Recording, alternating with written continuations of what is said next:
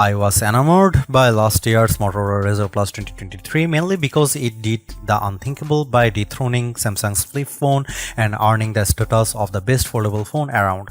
With the Razr Plus 2024, Motorola takes everything I loved about last year's model and makes it better with all the iterative improvements to make this phone a solid contender if you are looking for a great foldable flip phone. Can you believe it's been 20 years since the original Razr release? While the Razr Plus 2024 pays homage to the iconic flip phone, the new release enjoys a prime opportunity to get a head start to win over consumers before the competition comes around. Samsung's new Galaxy Z Flip 6 is knocking at the door, so it's imperative for Moto to make an impression now. This year's Razr Plus is a worthy upgrade on paper that packs a larger external screen, bigger battery, faster processor, and a new telephoto camera to get you closer than ever before. However, keep in mind that several key AI features are coming later. In my Motorola Razr Plus 2024 review, I'll tell you how much of a bigger upgrade it is over its predecessor and whether or not this new Razr has enough substance to convince you to choose this $999 device over other traditional slates. And for viewers outside the US, be aware that the Motorola Razr Plus 2024 is known as the Motorola Razr 50 Ultra in the UK and Australia. One thing that warrants praise is that Moto has kept the price of the Razr Plus 2024 unchanged at $999, giving it a competitive edge against other flippables expected to release later this year. At this price range, the Razr Plus gives people a compelling reason to choose a foldable over a standard flagship slate. In the US, pre-orders for the Motorola Razr Plus 2024 are available right now through T-Mobile, AT&T, Best Buy, Amazon, and Motorola directly, with general availability set for July 24. I thought we'd get more carriers on board with the Razr Plus 2024 than before, but it could be just a matter of time before it shows up on major carriers like Verizon and AT&T. It's worth mentioning that there is only a single storage option available, but at least it's a generous 256GB of UFS 4.0 storage paired with 12GB LPDDR5X RAM. For the price, I think this is pretty fair given how there are still other flagship phones that still come with a base storage of 128GB.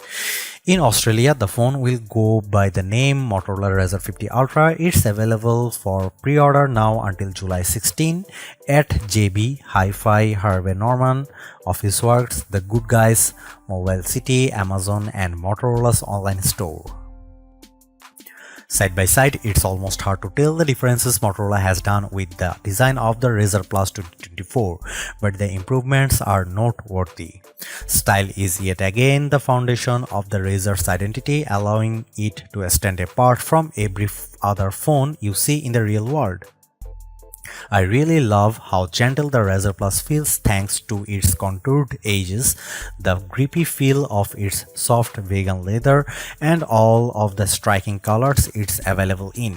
Not only are the aesthetic eye-catching, but it's still incredibly lightweight at 6.66 ounces and with a Razr-themed profile of 0.27 inches thin when opened. Motorola also improves the Razr Plus durability not only with a better IPX8 rating and Gorilla Glass Victus protecting the outer screen, but I notice it in how it opens. That's because the new Razr Plus is much more snappy with its folding mechanism, giving it that satisfying snap when I close it and open it, much like the feeling of the original Razr from way back when. This is due to the hinge being 30% smaller, which interestingly enough also minimizes the crease along the middle of the display. It is still noticeable at certain angles, but it's nowhere as prominent as the crease across the Galaxy Z Flip 5 screen. Best of all, the Motorola Razr Plus is available in more colors than ever before, with a total of 4 colorful options. They include midnight blue, spring green, peach fuzz, and hot pink. These options remind me of the time when Motorola released a slew of vibrant colors with the Razr V3 during the mid-2000s. Motorola definitely made an impression on me with the Razr's outer screen last year. What made it special was that it finally brought a sizable display that unlocked new utility I haven't seen in other flip style foldables before. Rightfully so, the Razr Plus 2024 gets an even larger 4-inch POLED outer display that more importantly now offers an always-on display. You can even customize the screen to mimic the iPhone's standby mode with different images and backgrounds when the Razr's set to a tent position. While it's lighter on the customizations, it's the small improvements like this that help to differentiate the Razr Plus. Similar to before, there is a number of widgets to choose from with the outer screen, with the ability to punch the screen to see all the panels at once. And of course, I like that I can still run full apps natively, unlike the Galaxy Z Flip 5. Thanks to the larger screen, the Razr Plus 2024 is even more suitable for capturing selfies with the better main camera, along with being able to see more details in all the apps I use. Beyond that, the extra real estate also makes typing a bit easier than before. Opening up the phone reveals its 6.9-inch Full HD Plus POLED display. Out of the box, the colors look a bit more muted than I'd like, so I recommend switching the display setting to Vivid for better color saturation. There is still a protective screen cover over the display, but now it extends all the way to the edges to make things look more discreet. I played a couple of YouTube videos indoors without any issues, but it can still be challenging to make out details on the screen outside when it sounds super bright. In our Geekbench testing, the screen reaches a peak brightness of 2158 nits. That's short of Motorola's claim of 3000 nits, but it's big improvement over the 1084 nits that the 2023 Razr Plus reached. The Razr Plus 2024 also features a display refresh rate up to 165Hz, which gives all the navigational animations of the interface an extra smooth look. However, it's a dynamic refresh rate that will adjust depending on what I am doing on the phone. While this helps to optimize the battery, I wish there was an option to lock onto that 165Hz refresh rate at all times. I have been asking for telephoto cameras in more flip phones, and while the Razr Plus 2024 makes this a reality, it requires a compromise. On one hand, I am stoked that the main camera has been upgraded to a beefier 50MP sensor, but Motorola ditches the ultra-wide camera in favor of a 50MP telephoto camera with 2x optical zoom. So what's the big deal? Well, I really found the ultra-wide camera of last year's Razr Plus handy for blogging and self-recording because of its wider field of view, and its omission to noticeable because the main camera's field of view is narrow. As a result, only my upper torso is visible when I am vlogging, and it's nowhere as good when it comes to getting another person in the shot with me. I think omitting the ultra-wide camera is a missed opportunity because the Razr Plus 2024 would have made for a more compelling arrangement if Moto kept it and leveraged pixel binding with the main camera to deliver a 2x optical quality zoom. In theory, it would deliver the same package as the triple camera system we get in many flagship phones. Despite that, the camera app gets its share of changes as well, including a new camcorder that can shoot vertical or horizontal videos while in this mode. Another change pertains to Photo Booth, which now works on both the internal and external cameras. Here are some camera samples of Motorola Razr Plus 2024.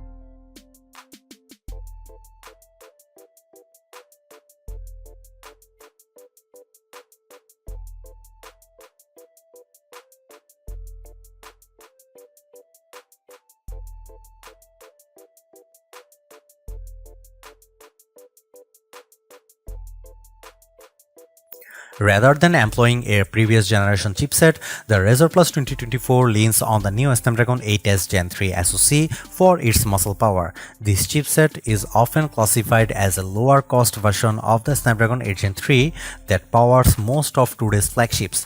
Paired with its 165Hz refresh rate, everyday action on the Razr are fluid and responsive. It's not buttery smooth like an iPhone 15 Pro or Pixel 8 Pro, but it's more than enough to convince me it's good enough. After running our usual set of synthetic benchmark tests, it's quite clear that the Razr Plus 2024 boasts significant gains over its predecessor. Its single and multi-core Geekbench scores of 1834 and 4848 easily puts it ahead of last year's Razr Plus. Meanwhile, GPU performance is just as good with a steady 73.74 FPS rate on 3D Mark's Wildlife Unlimited test. Speaking of gaming, the Razr Plus 2024 manages to handle the 3D map in Age of Origins, rendering cities and battle scenes with ease. I do like that I have access to gaming toolkit while running my games, which lets me set it to a turbo mode to devote as many of the resources to the game as possible. The Snapdragon 8s Gen 3 is also able to juggle two apps simultaneously in split mode without any hiccups, but with so much available, I just wish it was able to save more split screen apps in memory to give me better multitasking using several apps, similar to how Open Canvas works with the OnePlus Open. Regardless of this, the overall performance of the Razr Plus 2024 is on par with any other flagship I have reviewed this year. Going through the software in the Razr Plus 2024, it's very similar to its predecessor in the way it preserves features that I have grown to love about Motorola's phones. The motion gesture from before are still here, like a double chopping motion to turn on the flashlight or twisting the phone to instantly launch the camera. Moto's Hello UX software running on top of Android 14 looks fresh and modern. What's missing from the onset through are all the Moto AI features that our company touts. This includes the ability to create custom wallpapers with a Magic Canvas feature, the ability to intelligently provide highlights from all the notifications on the phone, transcribing and summarizing voice recordings, and ability to use Moto AI to recall information. This is a huge part of the Razr Plus story, and I am baffled why Motorola is choosing to release them in the coming months instead of including them now. Even though they will eventually come, it would have been more beneficial to have them at launch. Luckily, there are still other AI features out of the box. This includes Google Gemini, which can be accessed directly from external display by either long pressing the power button or saying the usual "Hey Google" voice command. Gemini on the Razr Plus works just like on other phones to give me travel tips and recommendations, but it's made better here because you get 3 months of Gemini Advanced at no additional cost for handling several instructions in one sentence. This also includes 2 TB of cloud storage. Another area where the Razr Plus 2024 falls short in my opinion is enhancing the overall software experience. I already mentioned all the hand gestures the Razr offers and its ability to load some apps side by side to one another, but I wish more apps supported the phone's flex mode. That mode works flawlessly in the camera and YouTube apps, where it lays out the apps accordingly to make use of the two halves of the foldable display. However, nothing happens in other apps like Gmail or Google Photos. The reason why I am pointing this out because I find flex mode convenient for those times when I just want to go hands-free and let the phone sit upright on its own. And finally, Motorola's software support is a bit lax compared to everyone else, with 3 years of major Android updates and 4 years of security updates. That's far from the more generous 7 years of support that Google has with its current generation of Pixel 8 phones. Even though I wish the phone was launching with its suite of Moto AI features, I still think that the Motorola Razr Plus 2024 is in a good position because of all the iterative improvements found throughout. It maintains the same stylish looks that has made the Razr one of the most attractive foldable phones around, while adding a bigger outer screen, much longer battery life, faster charging, and camera performance improvements. What I like even more is the fact that the Razr Plus price remains unchanged at $999, which should give Samsung and everyone else something to worry about.